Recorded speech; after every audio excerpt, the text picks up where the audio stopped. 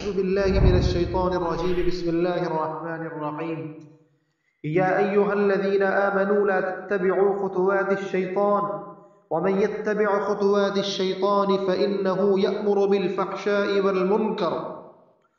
معزز سامعین اکرام، میں نے آپ حضرات کے سامنے قرآن مقدس کی ایک آیت پڑھی ہے جس میں رب کائنات نے ارشاد فرمایا، اے ایمان والو، شیطان کے نقش قدم پر مت چلو، اور جو شخص شیطان کے نقش قدم پر چلے گا تو شیطان اس کو بے حیائی اور برائی کا حکم دے گا۔ ملت اسلامیہ کے نوجوانوں، آج کی اس محفل میں اور آج کے اس مبارک اجلاس میں یعنی اختتامی پروگرام میں میری تقریر کا موضوع ہے آج کا بگڑا ہوا معاشرہ اور ہماری ذمہ داریاں۔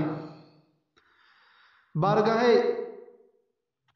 خداوندی میں دعا کیجئے کہ خالق کائنات مجھے صحیح بات کہنے اور پوری امت مسلمہ کو اس پر عمل کرنے کی توفیق عطا فرمائے، آمین۔ نوجوان دوستوں، آج کے اس نازک دور میں ہمارا معاشرہ اور سماج کن کن خرابیوں سے دوچار ہے، اس کے اسباب و وجوہات کیا ہیں، ان سے مقابلہ اور دفاع کی کیا تدابیر ہیں، ان کو اس مختصر سے وقت میں بیان کرنا اور ان پر تفصیلی روشنی ڈالنا دشوار ہی نہیں بلکہ ناممکن ہے۔ ایسا معلوم ہوتا ہے، لیکن سر دست دور حاضر کے بعض شدید فتنوں کا اجمالاً اور بعض کا تفصیلاً ذکر کر دینا مناسب سمجھتا ہوں۔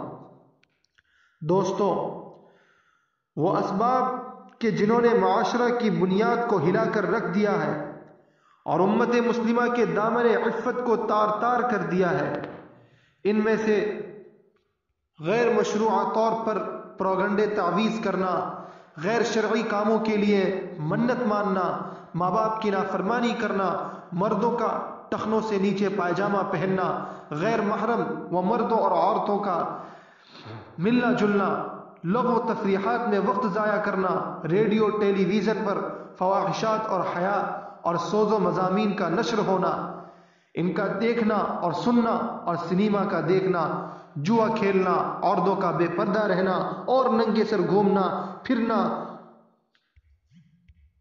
باریک لباس پہننا، شوہر کی امانت میں خیانت کرنا، دفاتر میں نامحرموں کے ساتھ کام کرنا، بے پردہ بازاروں میں جانا، نوجوان لڑکوں اور لڑکیوں کا کالج میں مخلوط تعلیم حاصل کرنا، رشوت لینا اور دینا، سود لینا اور دینا، غیبت کرنا یا سننا، تصاویر کا رکھنا اور دیواروں پر لگانا، شوقیہ کتا پالنا، تقاریب شادی میں روپیہ پیسہ نمائش دیواروں پر لگانا، تقاریب شادی میں روپیہ پیسہ نمائش کے لیے خرچ کرنا، الغرض بہت سی خرابیاں ہیں جو ہمارے معاشرے اور سماج میں جاری و ساری ہیں۔ محترم حضرات، یہ بھیانک بیماریاں ہیں جن کا تذکرہ اجمالی طور پر میں نے آپ کے سامنے رکھا۔ طول میں نہ جاتے ہوئے بعض شدید فتنوں کی وضاحت کر دینا چاہتا ہوں۔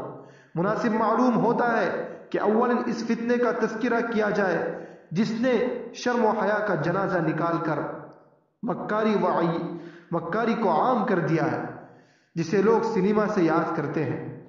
حضرات، ایک دور وہ تھا کہ گانا بجانا سننا اور منہ کھول کر غیروں کے سامنے بیٹھنا معیوب شمار ہوتا تھا۔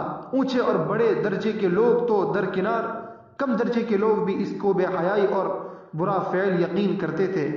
کیا کسی کو شرم و غیرت اس بات کی اجازت دے سکتی تھی کہ اس کی بہو بیٹی غیروں کے سامنے ناچے اور گائے؟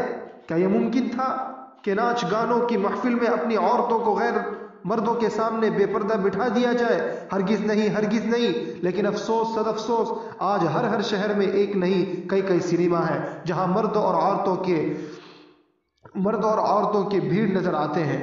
شریف زادیاں خود ایکٹروں کے فرائض انجام دیتی ہیں، گندے اور فحش قصر کی اداکاری، اجنبی مردوں کے سامنے نہایت بے باکی سے حصہ لیتی ہیں۔ شرم و حیا ان پر روتی ہے، مگر ان کے سامنے مردوں اور عورتوں کے گروہ بیٹھے ہوئے ہوتے ہیں اور قہقہے لگا کر ان کو خوب داد دیتے ہیں اور خود ہی اپنی تہذیب کا مذاق اڑاتے ہیں۔ ہائے افسوس، ہائے افسوس، ہماری عقل کہاں چلی گئی؟ مالدار اور غریب سبھی اس بیماری میں مبتلا ہیں۔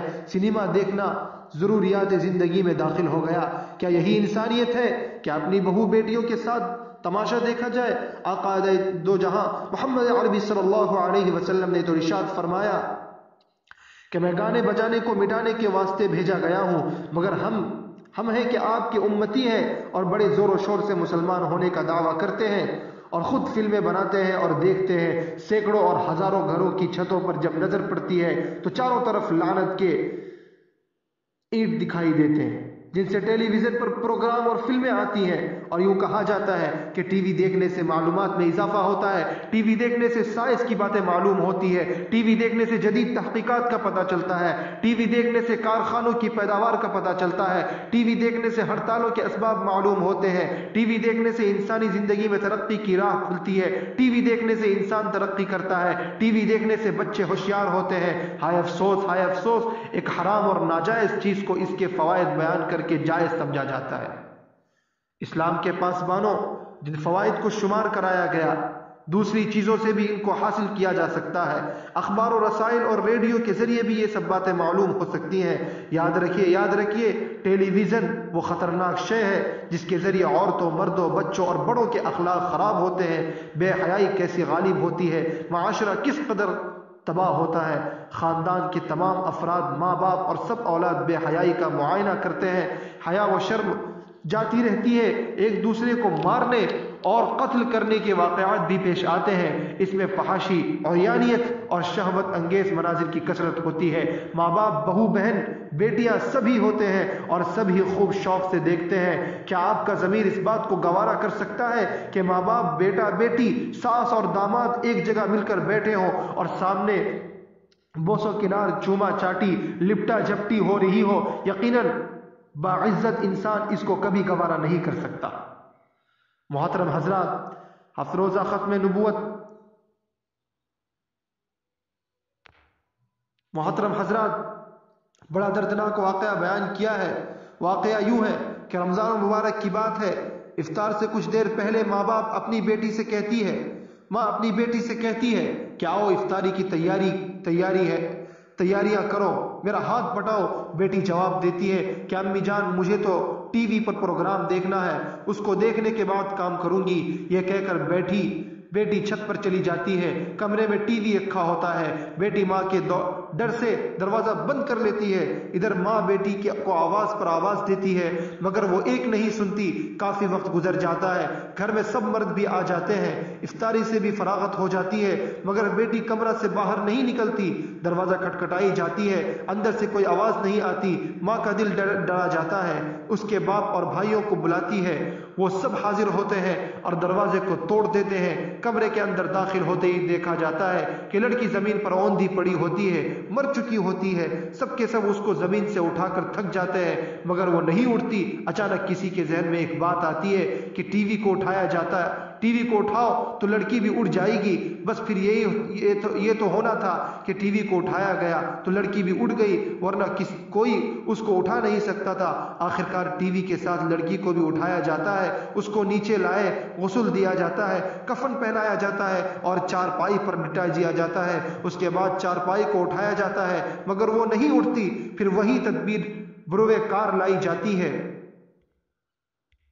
کہ ٹی وی کو، محترم حضرات، ٹی وی کو اٹھا کر قبرستان لے جائے جاتے ہیں، لڑکی کو دفن کر دیا جاتا ہے اور ٹی وی کو گھر لانا چاہتے ہیں تو جو ہی ٹی وی اٹھاتے ہیں، لڑکی قبر سے باہر آ پڑتی ہے، لڑکی کو دوبارہ دفن کیا جاتا ہے۔ ٹی وی کو اٹھانا چاہتے ہیں، میت دوبارہ قبر سے باہر آ جاتی ہے۔ اب تو سب کے سب حیران و پریشان ہو چکے، ہر تدبیر ناکام ہے۔ آخرکار ٹی وی سمیت لڑکی کو قبر میں دفن کر دیا جاتا ہے۔ دوستوں، جگر پر ہاتھ رکھ کر فیصلہ کریں کہ اس لڑکی کا انجام کیا ہوا ہوگا۔ ایک نہیں، متعدد واقعات اس طرح کے رونما ہو چکے ہیں۔ ہم سب اس کے واسطے عبرت کا پیغام ہے، ہم سب کے لیے یہ عبرت کا پیغام ہے۔ یہ واقعات ہمیں بتا دینا چاہتے ہیں کہ ٹی وی انسانیت کی دشمن ہے، ٹی وی فحاشی و عریانیت ہے، ٹی وی تباہی ہے اور بربادی ہے، ٹی وی سے عیاری مکاری پھیلتی ہے، ٹی وی سے زناکاری و بدکاری عام ہوتی ہے، ٹی وی سے شرم و حیا کا جنازہ نکلتا ہے، ٹی وی سے بھیانک جرائم کا بازار گرم ہوتا ہے، ٹی وی سے معصیت و نافرمانی کے دروازے کھلتے ہیں، ٹی وی سے دنیا اور آخرت دونوں تباہ برباد ہوتی ہے، ٹی وی سے خدا اور اس کا رسول ناراض ہوتا ہے۔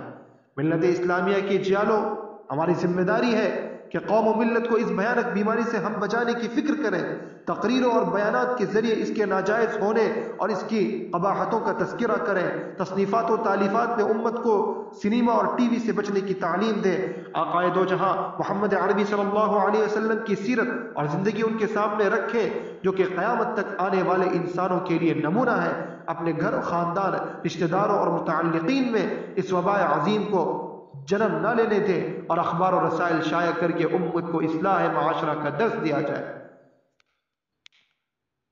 دوستو، آؤ ہم سب مل کر اس بات کا عہد کریں کہ تا دم حیات اسلام کی پاسبانی کریں گے اور ایک ایسے صالح معاشرے کی تعمیر کریں گے جو انسانیت کو ظلم و تاریکی کی گھٹا ٹوپ اندھیریوں سے نکال کر اپنے خالق و مالک کے رشتے عبدیت قائم کرنے میں معین و مددگار ثابت ہو۔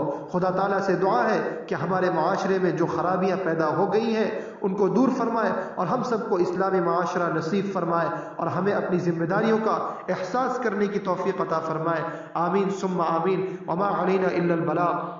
آخر میں یہ عرض کر دینا چاہتا ہوں کہ ہمارے اختتامی پروگرام انجمن بزم شجاع جو قائم ہوئی ہے، آج منعقد ہونے جا رہا ہے، اس سے حضرت جو ہمارے ناظم ہیں انجمن کے مولانا شکیل صاحب، ان کا میں شکر گزار ہوں کہ انہوں نے ہمیں وقتاً فوقتاً انجمن میں ہماری اصلاح فرمائی اور ہمارے زبانوں کی اصلاح فرمائی، اور اللہ تعالیٰ اس انجمن کو کامیاب فرمائے اور آج کے پروگرام کو بھی کامیاب فرمائے۔ وآخر دعوانا ان الحمد للہ رب العالمین۔